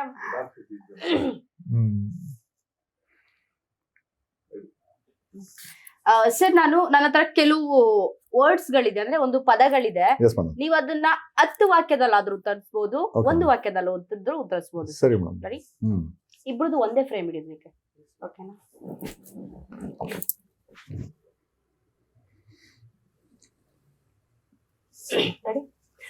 ಸರ್, ನನ್ನ ಹತ್ರ ಕೆಲವು ವರ್ಡ್ಸ್ ಗಳಿದೆ, ಪದಗಳಿದೆ. ಅದಕ್ಕೆ ನೀವು 10 ವಾಕ್ಯದಲ್ಲಾದ್ರೂ ಉತ್ತರಿಸಬಹುದು, 1 ವಾಕ್ಯದಲ್ಲಾದ್ರೂ ಉತ್ತರಿಸಬಹುದು. ಸರ್, ರಾಜಕೀಯ ಒಂದು ಐ ಥಿಂಕ್ ಒಂದು ವ್ಯವಸ್ಥಿತ ಕೆಸರಾಟ ಮೇಡಮ್. ನಾವೊಬ್ಬರ ಮೇಲೆ ಕೆಸರು ಹಾಕಿದ್ರೆ ನಮ್ಮ ಮೇಲೆ ಒಬ್ಬರು ಕೆಸರು ಹಾಕ್ತಾರೆ. ಅದನ್ನ ಸ್ನಾನ ಮಾಡಿಕೊಂಡು ಪವಿತ್ರವಾಗಿ ಹೋಗೋದೇ ರಾಜಕೀಯ ಅಂತ ಅನ್ಸುತ್ತೆ ಮೇಡಮ್. ಓಕೆ ಸರ್, ಪ್ರಜಾಕೀಯ ಒಂದು ಕಲ್ಪನೆ ಮೇಡಮ್, ಅದು ಸ್ಟುಡಿಯೋ ಬಿಟ್ಟು ಈಚೆನೆ ಬರಲೇ ಇಲ್ಲ. ಬಟ್ ಅದನ್ನ ನಂಬ್ಕೊಂಡವ್ರೆಲ್ಲ ಪಾಪ ಏನಾಗಿದಾರೆ ನನಗೆ ಗೊತ್ತಿಲ್ಲ. I think yes. ಪತ್ರಿಕೋದ್ಯಮ, ಮಾಧ್ಯಮ. ಮೇಡಮ್, ಪತ್ರಿಕೋದ್ಯಮ ಇವತ್ತು ಒಂದಷ್ಟು ನಿಯತ್ತು ಉಳಿಸ್ಕೊಂಡಿದೆ. ಬಟ್ ಮಾಧ್ಯಮಗಳು ಯಾಕೋ ಟ್ರೆಂಡ್ಗಳನ್ನ ಮಾಡಿಕೊಂಡು ಮತ್ತೆ ಪ್ರಮೋಟ್ ಮಾಡಿಕೊಂಡು ಅಡ್ವರ್ಟೈಸ್ಮೆಂಟ್ ಮಾಡಿಕೊಂಡು ಎಲ್ಲೋ ಒಂದ್ ಕಡೆ ದಾರಿ ತಪ್ತಾ ಇದೆಯಾ ಅಂತ ಅನ್ಸುತ್ತೆ. I might be wrong also, but ನನ್ಗೆ ಅನ್ಸಿದ್ದನ್ನು ಹೇಳ್ತಾ ಇದ್ದೀನಿ. Okay sir. ಜಂಗಮವಾಣಿ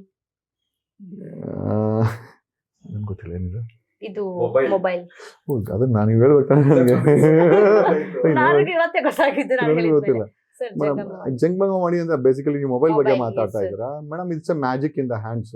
ನಮ್ಮ ಕೈಲಿ ಒಂದು ಮಾಯವಾದಂತ ಜಗತ್ತು ನಮ್ಮ ಕೈಲಿ ಇರ್ತದೆ.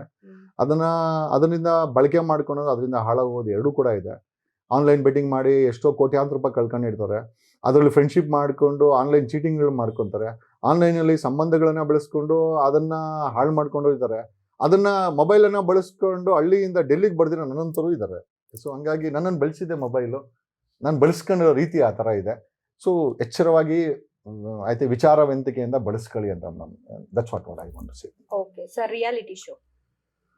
ರಿಯಾಲಿಟಿ ಶೋನಲ್ಲಿ ರಿಯಾಲಿಟಿಗಿಂತ ಸುಳ್ಳೆ ಜಾಸ್ತಿ ಇರುತ್ತೆ, ಕಥೆಗಳೇ ಜಾಸ್ತಿ ಇರುತ್ತೆ. ರಿಯಾಲಿಟಿ ಶೋ ರಿಯಾಲಿಟಿ ಆಗಿದ್ರೆ ತುಂಬಾ ಒಳ್ಳೇದು ಅಂತ ನನಗನ್ಸುತ್ತೆ madam. I think that should be the things. Yes sir. Cinema ರಂಗ.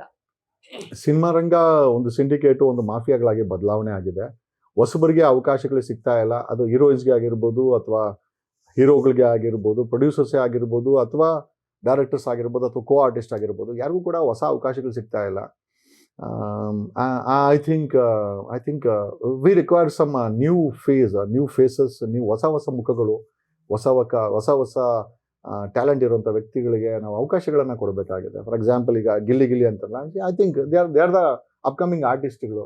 ಅವ್ರುಗಳಿಗೆಲ್ಲ ಅವಕಾಶ ಕೊಡಬೇಕು. ನಮ್ಮ ಸೀಸನಲ್ಲೂ ಕೂಡ ಸಾಕಷ್ಟು ಜನ ಆಯಿತು, ಯಾರಿಗೂ ಅವಕಾಶ ಫಿಲಮ್ ಇಂಡಸ್ಟ್ರಿಗೆ ಕೊಡ್ತಾ ಇಲ್ಲ. ಅದೇ ಹೀರೋಗಳನ್ನ, ಅದೇ ಹೀರೋಯಿನ್ಗಳನ್ನ ಬೇಕಾದ್ರೆ ಅವರು ಮುದುಕರಾಗಿ ಮಲ್ಕೋಣವ್ರಿಗೂ ಕೂಡ ಇವ್ರು ಬೇಕಾದ್ರೆ ಅವ್ರನ್ನ ಹೀರೋ ಆಗಿ ತೋರಿಸುವಂಥ ಕೆಲಸ ಮಾಡ್ತಾರೆ. ಹೊಸ ವ್ಯಕ್ತಿಗಳಿಗೆ ಅವಕಾಶಗಳನ್ನು ಕೊಡಬೇಕನ್ನೋದು ನನ್ನ ಒಂದು ರಿಕ್ವೆಸ್ಟ್ ಮ್ಯಾಮ್. ಓಕೆ. ಈಗಿನ ಡಿಜಿಟಲ್ ಲೋಕದ ಜಂಗಮವಾಣಿ. ಮೇಡಮ್, ಅದರಲ್ಲಿ ಅದೇ ಹೇಳಿದ್ರಲ್ಲ, ಚಾಯ್ಸ್ ಇಸ್ ಯೋರ್ಸ್. ಅದರಲ್ಲಿ ಗಲೀಜು ಇದೆ, ಅದರಲ್ಲಿ ನಮಗೆ ನೆರವಾಗುವಂಥ ವ್ಯವಸ್ಥೆನೂ ಇದೆ ಮೇಡಮ್. ಇವತ್ತಿನ ಮಕ್ಕಳಿಗೆ ಅದನ್ನು ಡಿಫ್ರೆನ್ಶಿಯೇಟ್ ಮಾಡಿಕೊಡೋವಂಥ ಕೆಲಸವನ್ನ ತಂದೆ ತಾಯಿಗಳು ಮಾಡಬೇಕು. ಬರೀ BE ಓದ್ತೀನಿ, ಗಾಡಿ ಕೊಡಿಸ್ತೀನಿ, ಬೈಕ್ ಕೊಡಿಸ್ತೀನಿ, ಒಳ್ಳೆ ಕಾಲೇಜಿಗೆ ಸೇರಿಸಿದ್ದೀನಿ, ಒಳ್ಳೆ ಬಟ್ಟೆ ಕೊಡಿಸಿದ್ದೀನಿ ಅನ್ನೋದಕ್ಕಿಂತ ಮಗಳು ಆ ಜಂಗಮವಾಣಿಯನ್ನು ಅಥವಾ ಈ ಮೊಬೈಲನ್ನು ಇಟ್ಕೊಂಡು ಹಾಳಾಗೋಗ್ತಾ ಇದ್ದಾರಾ, ಉದ್ಧಾರ ಆಗ್ತಾ ಇದ್ದಾರಾ, ಅದನ್ನು ಕೂಡ ನಾವು ಅಬ್ಸರ್ವೇಷನ್ ಮಾಡಬೇಕು. ಯಾಕಂದರೆ ಈ ಸಮಾಜಕ್ಕೆ ಬರೀ ನಾವು ಮೆರಿಟ್ ಸ್ಟೂಡೆಂಟ್ಗಳನ್ನು ಅಥವಾ ಡಿಗ್ರಿ ಸರ್ಟಿಫಿಕೇಟ್ಗಳನ್ನ ಕೊಟ್ಟರೆ ಸಾಲದು. ಒಂದು ಕ್ಯಾರೆಕ್ಟರ್ ಸ್ಟ್ರಾಂಗ್ ಆಗಿರುವಂಥ ವ್ಯಕ್ತಿತ್ವವಂತ ಮಕ್ಕಳನ್ನು ಕೊಡಬೇಕಾದಂಥ ಜವಾಬ್ದಾರಿ ನಿಮ್ಮ ಮೇಲೆ, ಸಮಾಜದ ಮೇಲೆ ಇದೆ madam. That's a most important. ಮನೆಯಲ್ಲಿ ತಾತ ಪ್ರೈಮ್ ಮಿನಿಸ್ಟರ್ ಆಗಿ, ಮೊಮ್ಮಗ ಒಬ್ಬ ಅಪರಾಧಿಯಾಗಿ ರೇಪ್ ಕೇಸಲ್ಲಿ ಜೈಲಲ್ಲಿರುವಂಥ ವಿಚಾರನ ನೋಡಿದಾಗ ಬೇಜಾರಾಗುತ್ತೆ ನಮ್ಗೆಲ್ಲರಿಗೂ. ಆ ವ್ಯಕ್ತಿ ಪ್ರೈಮ್ ಮಿನಿಸ್ಟರ್ ಆಗಲಿಕ್ಕೆ ಎಷ್ಟು ರಾತ್ರಿ ನಿದ್ದೆ ಕೆಡಿಸಿರ್ಬೇಕು, ಈ ಅಪ್ಪ ಅದೇ ನಿದ್ದೆನಲ್ಲಿ ಈ ಥರ ಮಾಡಿ ಜೈಲಿಗೆ ಹೋದ್ನಲ್ಲ ಅಂತ. So both the examples are there. Yes madam. Sir. ಈಗಿನ ಸರ್ಕಾರ, ಮುಂಬರುವ ಸರ್ಕಾರ. ಮೇಡಮ್, ಈಗಿನ ಸರ್ಕಾರ ಸಿದ್ದರಾಮಯ್ಯದು, ಮುಂದೆ ಬರೋ ಸರ್ಕಾರ ನಂದು. ಮುಂದೆ ಬರೋದು ಜನರ ಸರ್ಕಾರ ನಂದು.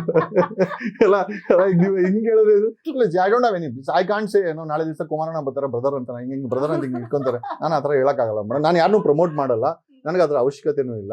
ಯಾಕೆ ಅಂತಂದರೆ, ಮೂರು ಪಾರ್ಟಿಗಳು ಮಾಡೋದೇನು ಅಂತಂದರೆ, ಜನರ ಓಟನ್ನು ತಗೊಂಡು, ಜನರ ಟ್ಯಾಕ್ಸನ್ನು ತಗೊಂಡು ಇವತ್ತು ಸಾಲಗಳನ್ನು ಮಾಡಿಟ್ಟಿದ್ದಾರೆ. 8 ಲಕ್ಷ ಸಾಲ ಕರ್ನಾಟಕದಲ್ಲಿದೆ, 190 ಲಕ್ಷ ಕೋಟಿ ಸಾಲ ಮೋದಿ ಸರ್ಕಾರದಲ್ಲಿದೆ. ಮೇಡಮ್, ಈ 2 ಸಾಲ ತೀರ್ಸೋಕ್ಕೋಸ್ಕರ ನಾವು ಬದುಕಿದ್ದೀವಿ ಅಂತಂದರೆ ಮತ್ತೆ ಬದುಕಿದ್ದು ವೇಸ್ಟ್ ಅಂತ ನನಗನ್ನಿಸ್ತದೆ. 3,000 ಜನ ರೈತರು ಸತ್ತೋಗಿದ್ದಾರೆ.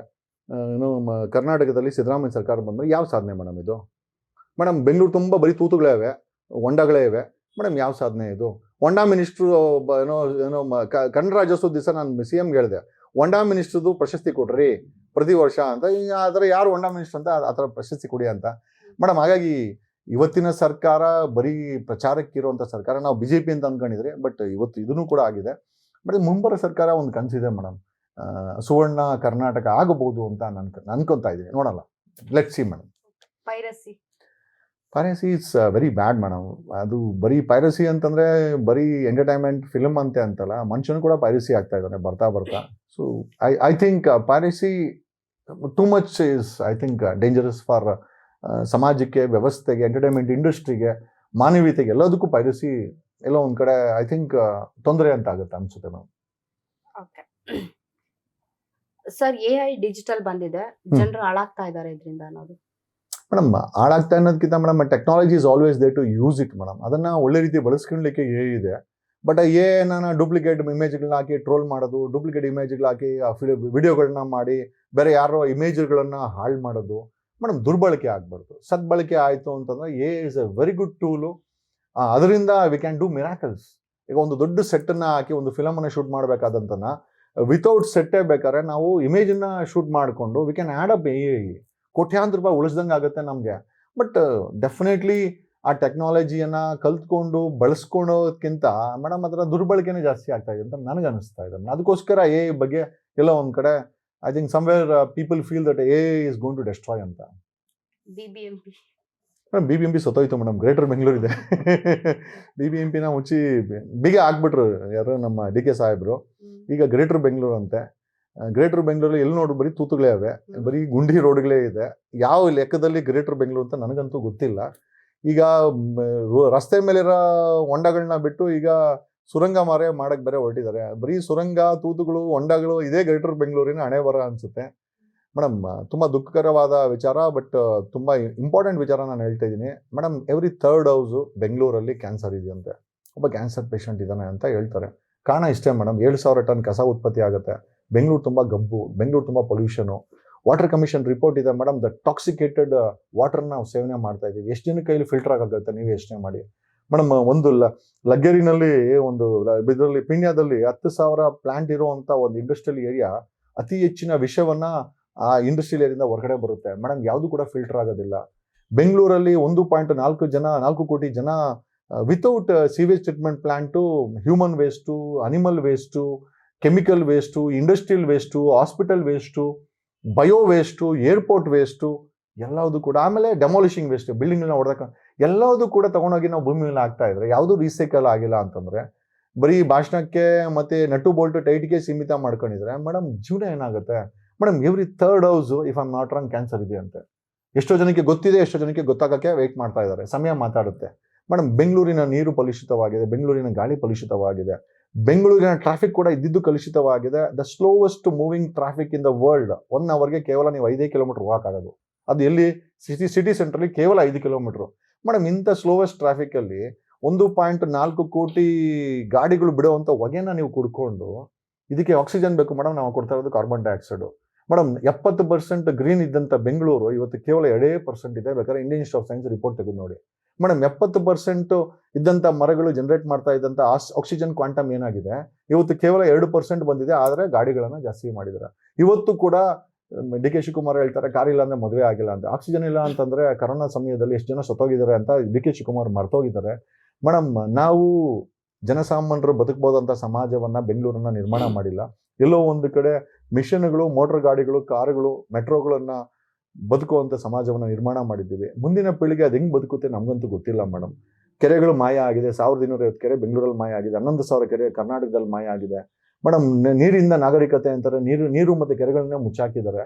ಬರೀ ಗಾಡಿಗಳಿದೆ, ರೋಡ್ ಇದೆ. ಆ ರೋಡಲ್ಲಿ ಬರೀ ಗುಂಡಗಳಿದೆ. ಈಗ ರೋಡ್ಗಳು ಗುಂಡಿ ಸಾಲ್ದಿರ ಅಂತ ರಂಧ್ರೈಕಕ್ಕೆ ಈಗ ಟನಲ್ ರೋಡ್ ಹೋಗಿದೆ ಮೇಡಮ್. 70% ಇದ್ದಂತ ಗ್ರೀನರಿ ಬೆಂಗಳೂರು ಇವತ್ತು ಕೇವಲ 2% ಬಂದಿದೆ ಮೇಡಮ್. ಬೆಂಗಳೂರು ತುಂಬಾ ಇರೋದು ಕಾರ್ಬನ್ ಡೈಆಕ್ಸೈಡು, ಕ್ಯಾನ್ಸರ್ ಪೇಷಂಟ್ಗಳು, ಟಾಕ್ಸಿಕ್ ವಾಟರು, ಪೊಲ್ಯೂಷನ್ನು, ಕಸ. ಇದ್ರಲ್ಲಿ ಜನ ಹೆಂಗ್ ಜೀವನ ಮಾಡ್ತಾರೆ ನನಗಂತೂ ಗೊತ್ತಿಲ್ಲ ಮೇಡಮ್. ಸರ್, ಪೆನ್ ಡ್ರೈವ್ ಒಂದು ಸಣ್ಣ ಪೆನ್ ಡ್ರೈವ್ ಐ ಥಿಂಕ್ ಪ್ರಜ್ವಲನ ಜೈಲಿಗೆ ಕಳಿಸಿದ್ದು pen drive madam. Pen drive ಕತೆ ಬೇಜಾನಿದೆ.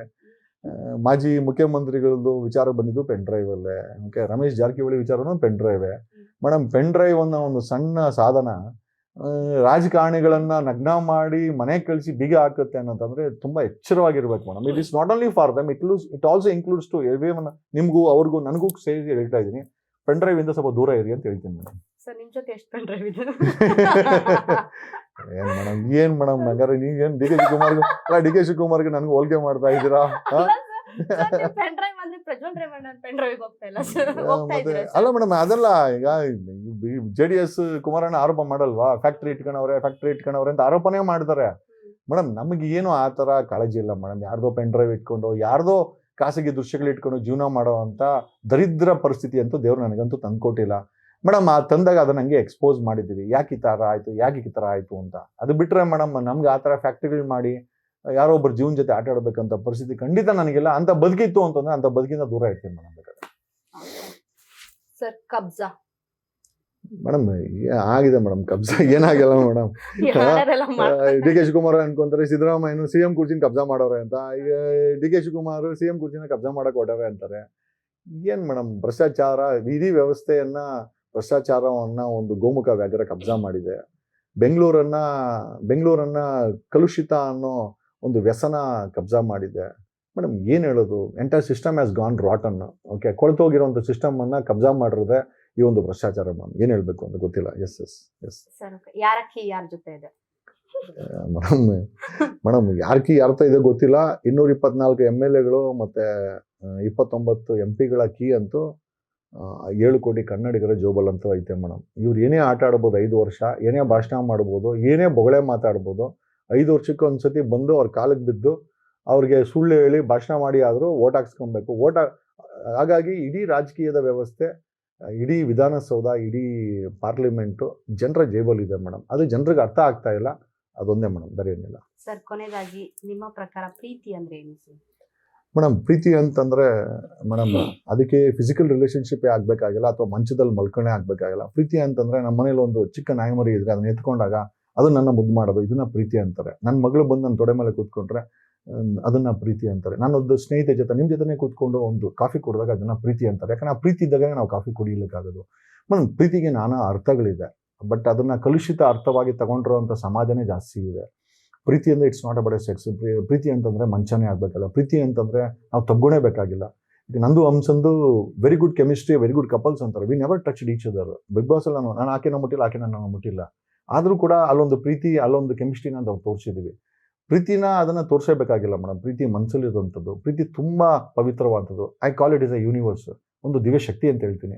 ಎಷ್ಟೋ ಜನ ಆ ಪ್ರೀತಿಯಲ್ಲಿ ಬಿದ್ದು ದೊಡ್ಡ ದೊಡ್ಡ ಸಾಧನೆ ಮಾಡಿದ್ದಾರೆ, ಆ ಪ್ರೀತಿಯಲ್ಲಿ ಬಿದ್ದು ಹಾಳಾಗೋಗಿರೋ ಇದ್ದಾರೆ. ಸೊ ಪ್ರೀತಿ ಅನ್ನೋದು ಒಂದು ರೀತಿಯ ಶಕ್ತಿ ಇದ್ದಂಗೆ madam. I think people should fall in love. People should love.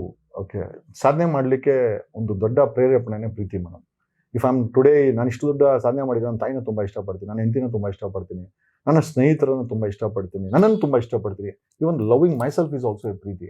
So ನನ್ನನ್ನು ಇಷ್ಟಪಡ್ತೀನಿ, ನಾನು CM ಆಗಬೇಕು ಅಂತೀನಿ. ನೀವೆಲ್ಲ ನಗ್ತೀರ, ಅದು ಬೇರೆ ವಿಚಾರ.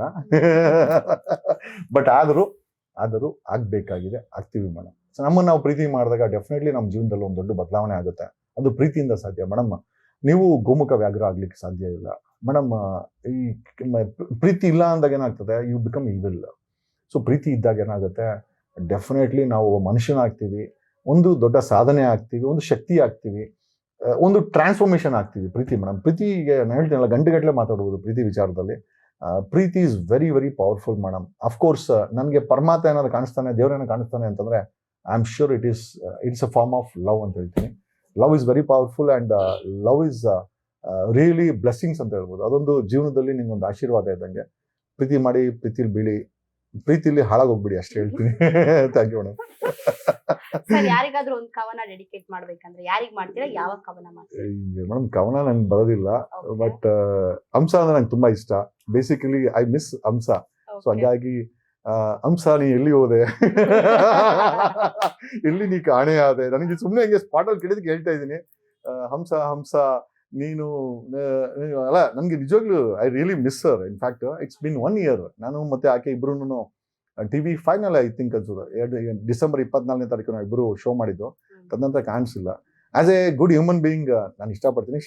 Of course she doesn't like me, that's a different matter. She hates me, ಏನಕ್ಕೆ ಗೊತ್ತಿಲ್ಲ, ಏನು ಕಾರಣ ಇಲ್ಲ. ಬಟ್ ರಿಯಲಿ ನನಗೆ ನನ್ನ ಜೀವನದಲ್ಲಿ ಐ ಥಿಂಕ್ ಅತಿ ಹೆಚ್ಚಿನ ಫೀಮೇಲ್ ಫ್ಯಾನ್ಸನ್ನ ಕ್ರಿಯೇಟ್ ಮಾಡಿಕೊಟ್ಟಿದ್ದು through Bigg Boss. It's Hamsa. ಹೆಣ್ಮಕ್ಳು ನನ್ನ ಇಷ್ಟಪಡ್ತಾರೆ, ಕಾರಣ ಅದು ಹಂಸ ನಾನೇ. Because I was very good with Hamsa ಅಂತ. ಸೊ ಇವತ್ತು ವರ್ಷ ದಾರಿಲಿ ಹೋಗ್ಬೇಕಾದ್ರೆ ಒಂದು 10 ಜನ ವಿಶ್ ಮಾಡಿದ್ರೆ ಅದ್ರಲ್ಲಿ 8 ಜನ ಹೆಣ್ಮಕ್ಳು ಇರ್ತಾರೆ. See I thank Hamsa for that. ಆಕೆ ಅದನ್ನ ಪಾಪ ನಾನು ಹೇಳಕ್ಕಾಗಲ್ಲ, ಬಟ್ ನಿಮ್ಮ ಮಾಧ್ಯಮದ ಮುಖಾಂತರ ನಾನು ಹಂಸ ಕನ್ವೆ ಮಾಡ್ತಾ ಇದ್ದೀನಿ. ಹಂಸ ನಾನು ಮಿಸ್ ಮಾಡ್ಕೊಂತೀನಿ ನಿನ್ನ. ಮಾಡ್ಕೊಂತೀನಿ ಸರ್. ಬಿಗ್ ಬಾಸ್ ಸೀಸನ್ 12 ನೋಡ್ತಾ ಇರ್ತೀನಿ ಚಿಕ್ಕ ಬಿಟ್ ಅಂತ ಹೇಳಿದ್ರೆ ನಿಮ್ಮ ಫೇವರೇಟ್ ಕಂಟೆಸ್ಟೆಂಟ್ ಗಿಲ್ಲಿ ಮೇಡಮ್, ಇದ್ರಲ್ಲಿ Gilli. I think Gilli is doing good job. ಆ ಪೇರು ಚೆನ್ನಾಗಿ ಮಾಡ್ತಾ ಇದೆ. ಐ ಥಿಂಕ್ ಎಕ್ಸ್ಪೆಕ್ಟೇಷನ್ ಜಾಸ್ತಿ ಇದೆ, ಬಟ್ ಆದ್ರೂ delivery okay madam. I think ಈಗ ನಾನು 99 ಅಂತೂ ಅಲ್ಲ, ನಾನು ಜಸ್ಟ್ ಪಾಸ್ ಲಾದಲ್ಲಿ. ಹಂಗೆ ಎಕ್ಸ್ಪೆಕ್ಟೇಷನ್ ಮೆರಿಟ್ ಇತ್ತು ಅಂದ್ರೆ 99-98% ಇತ್ತು ಅಂತಂದ್ರೆ ಗಿಲ್ಲಿ ಈ performing to the balance level. I am sure ಇರೋದ್ರಲ್ಲಿ madam is doing performing well madam. ನನ್ನ ತಿಳ್ಮಡಿಗೆ ಒಂದು ಒಳ್ಳೆ ವ್ಯಕ್ತಿತ್ವ ಕೂಡ ಆ ವ್ಯಕ್ತಿ. ಪರ್ಸನಲ್ ಆಗಿ ನಾನೊಂದು ದಿವಸ ನೋಡಿದ್ದೀನಿ ಗಿಲ್ಲಿನ. As I observed is a good human being ಅಂತ ಅನಿಸ್ತದೆ ನನಗೆ. This is my observation. And of course ಅಷ್ಟು ಜನರಲ್ಲಿ ಕೇಳೋದ್ರೆ Gilli, I like him very much. ಯಾರು ಗೆದ್ದು ಬರ್ಲಿ ಅಂತ ಎಕ್ಸ್ಪೆಕ್ಟೇಷನ್ ಮಾಡ್ತಾರೆ? ಆಫ್ ಕೋರ್ಸ್ ಗಿಲ್ಲಿ ಮೇಡಮ್, ಗಿಲ್ಲಿನೇ ಗೆಲ್ಲಿ ಅಂತ ಅನಿಸ್ತೀನಿ. ಗೆಲ್ಸೋದು ಬಿಡೋದು ಜನರ ಕೈಯಲ್ಲಿ ಬಿಟ್ಟಿದ್ದು. ಬಟ್ ನನ್ ಕೇಳೋದಾದ್ರೆ Gilli is doing performing well ಅಂತ ಅನ್ಸುತ್ತೆ ಮೇಡಮ್. ಸರ್, ಬಿಗ್ ಬಾಸ್ ಮನೆ ಒಳಗೆ 1 hour ನಿಮ್ಮನ್ನ ಕಳ್ಸಿದ್ರೆ ಏನ್ ಮಾಡಿ ಬರ್ತೀರಾ?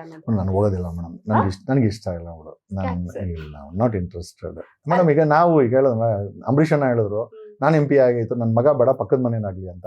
ಮೇಡಮ್ ನಾವು ಪರ್ಫಾರ್ಮ್ ಮಾಡಿದ್ದೀವಿ, ನಮ್ಗೊಂದು ಸಮಯ ಕೊಟ್ಟರು ನಮಗೆ ಮೇಡಮ್. ನಾನು ಪದೇ ಪದೇ ಹೋಗಿ ಪ್ರಮೋಟ್ ಮಾಡೋಕೆ ನಾನು ಜೋಕರ್ ಅಂತೂ ಅಲ್ಲ madam. I am not A joker ಕೈಂಡು. ನಾನೊಂದು ಕ್ಯಾರೆಕ್ಟರು, ನಂದೇ ಆದಂಥ ಒಂದು ಘನತೆ ಗೌರವ ಇದೆ. ಹಂಗಂತ ಬಿಗ್ ಬಾಸ್ ಶೋ ನಾವು ತಳ್ಳಾಕಂಥ ವಿಚಾರನೇ ಅಲ್ಲ. ಬಟ್ ನಾನು ಆ ಲೆವೆಲಲ್ಲಿ ಇಲ್ಲ madam. I am not in that level that ಯಾರು ಕರೆದ್ರೆ ಹೋಗೋಂಥ ಲೆವೆಲಲ್ಲಿ ಇಲ್ಲ. I have my own respect. I stand by it madam. Okay sir, ನೀವು ಈಗಷ್ಟೇ ಹೇಳಿದ್ರೆ ನಮ್ಗೆ ಯಾವುದೇ ಅವಕಾಶಗಳು ಸಿಗ್ತಾ ಇಲ್ಲ ಅಂತ ಹೇಳ್ತಾ ಇದ್ರೆ, ಸೊ ಅದಕ್ಕೋಸ್ಕರ ಬಿಗ್ ಬಾಸ್ ಅವರು ಸೀಸನ್ 12ಗೆ ಒಂದು ಅವಕಾಶ ಕೊಟ್ಟು ಜಸ್ಟ್ ಒಳಗ್ ಹೋಗಿ ಹೊರಗ್ ಬಾ ಅಂತ ಹೇಳಿದ್ರೆ ಏನೆಲ್ಲ ಮಾಡಿ ಬರ್ತೀರಾ ಒಳಗ್ ಹೋಗಿ? ಇಲ್ಲ, ನಾವು ಹೊರಗಡೆ ಹೋಗ್ಬೇಕು, ಹಂಸ ಇರ್ಬೇಕು. ಹಂಸ ಬರಲ್ಲ ನನ್ಗೆ ಗೊತ್ತಿದೆ. ಹಂಸ ಧನು ಇಬ್ರು ಬೇಕಾಗುತ್ತೆ. ಯಾಕಂದ್ರೆ Dhanu and Hamsa was a great character ಅಲ್ಲಿ.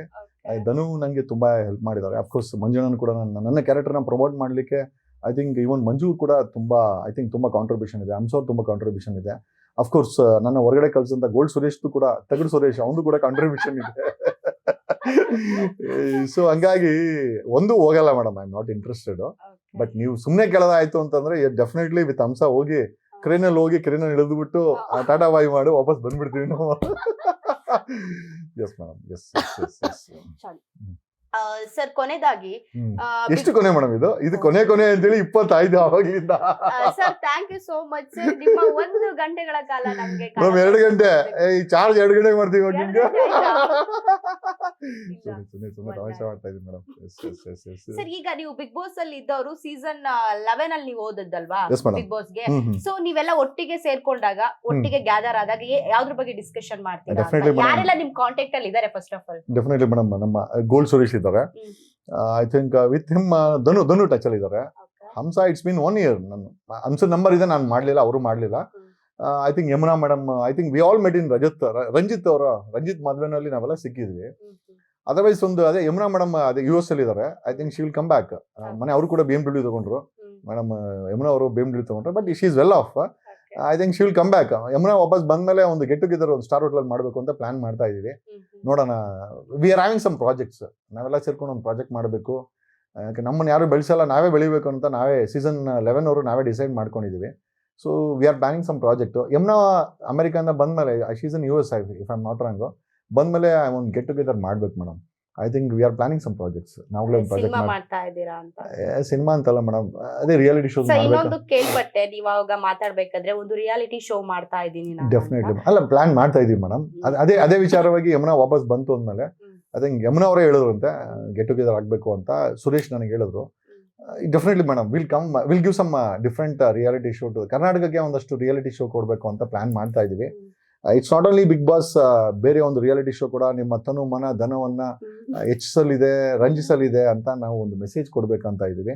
V are coming with A reality show madam. ಕರ್ನಾಟಕದ ಜನರಿಗೆ ಮತ್ತೊಂದು ರಿಯಾಲಿಟಿ ಶೋ ನಮ್ಮ ಕಡೆಯಿಂದ ಸೀಸನ್ 11 ಕಂಟೆಸ್ಟೆಂಟ್ಗಳೇ ಮಾಡಿ ಪ್ರಸಾರ ಮಾಡುವಂಥ ರಿಯಾಲಿಟಿ ಶೋನ ನಾವು ಪ್ಲಾನ್ ಮಾಡ್ತಾ ಇದೀವಿ. ಐ ಥಿಂಕ್ ಶಾರ್ಟ್ಲಿ ಅದು ಬರುತ್ತೆ ಮೇಡಮ್. ಸರ್, ಇದು ಬರೀ ಎಂಟರ್ಟೈನ್ಮೆಂಟ್ ಆಗಿರುತ್ತೆ sir? It's purely entertainment madam. Reality cum entertainment show ಆಗಿರುತ್ತೆ. So we are coming with that project. ನಾನೇ ಅದನ್ನ ಲೀಡ್ ಮಾಡ್ತಾ ಇದ್ದೀನಿ. ಇನ್ಫ್ಯಾಕ್ಟ್ ಐಡಿಯಾ ಕೊಟ್ಟಿದ್ದು ನನಗೆ ಸುರೇಶ್, ಗೋಲ್ಡ್ ಸುರೇಶ್. ನಾನು ಐ ವಾಸ್ ಇನ್ ಡೆಲ್ಲಿ. ಏನೋ ಒಂದು ಮಾಡಬೇಕು ನೀನು, ಇದು ನಿಂದು ಎಲ್ಲ ಚೆನ್ನಾಗಿದೆ, ಬಟ್ ಇದಕ್ಕೆ ಯಾರಾದರೂ ಸ್ಪಾನ್ಸರ್ ಬೇಡ ಬಿಡುಗರು, ನಾವೇ ಮಾಡೋಣ ಅಂತೇಳಿ we are planned up A show ನಾವು. ಪಾಸಿಬಲಿ January 16th ಆದಮೇಲೆ ಮೋಸ್ಟ್ಲಿ ಅದು ಲಾಂಚ್ ಆಗುತ್ತೆ madam. Just planning for launch. Definitely entertainment ಅಷ್ಟೇ. ನಾವು ಯಾರ ಜೊತೆ ಕಾಂಪಿಟೇಟ್ ಮಾಡ್ತಾ ಇಲ್ಲ, ನಮ್ಗೆ ಯಾರ ಜೊತೆ ಕಾಂಪಿಟೇಷನು ಇಲ್ಲ, ಅಥವಾ ನಾವು ಯಾರನ್ನು ತುಳಿಬೇಕು, ನಾವು ಮೇಲೆ ಇಳಬೇಕು ಅನ್ನೋದಿಲ್ಲ. ನಮ್ಮ ಪಾಡಿಗೆ ನಾವು ಒಂದು ರಿಯಾಲಿಟಿ ಶೋ ಮಾಡ್ಬೇಕಂತ ಡಿಸೈಡ್ ಮಾಡಿದ್ವಿ. It is going to be ಜನರ ಮನಸ್ಸಲ್ಲಿ, ಜನರ ಮುಂದೆ, ಜನರ ಕಣ್ಣಿಗೆ 2026ಕ್ಕೆ ನಮ್ಮ ಕಡೆಯಿಂದ ಬಿಗ್ ಬಾಸ್ ಸೀಸನ್ 11 ಕಂಟೆಸ್ಟೆಂಟ್ಗಳಲ್ಲಿ ಕೆಲವರು ಒಂದು ರಿಯಾಲಿಟಿ ಶೋನ ಮಾಡ್ತಾ ಇದ್ದೀವಿ. ಅದು ನಿಮ್ಮ ಮನೋರಂಜನೆಗೋಸ್ಕರ, ನಿಮಗೋಸ್ಕರ, ನಿಮ್ಮ ಕನ್ನಡಿಗರಿಗೋಸ್ಕರ, ನಮ್ಮ ಕನ್ನಡಿಗರಿಗೋಸ್ಕರ ಈ ಶೋನ ಮಾಡ್ತಾ ಇದ್ದೀವಿ. ನಾನು ನಿಮ್ಮ ಜಗದೀಶ್.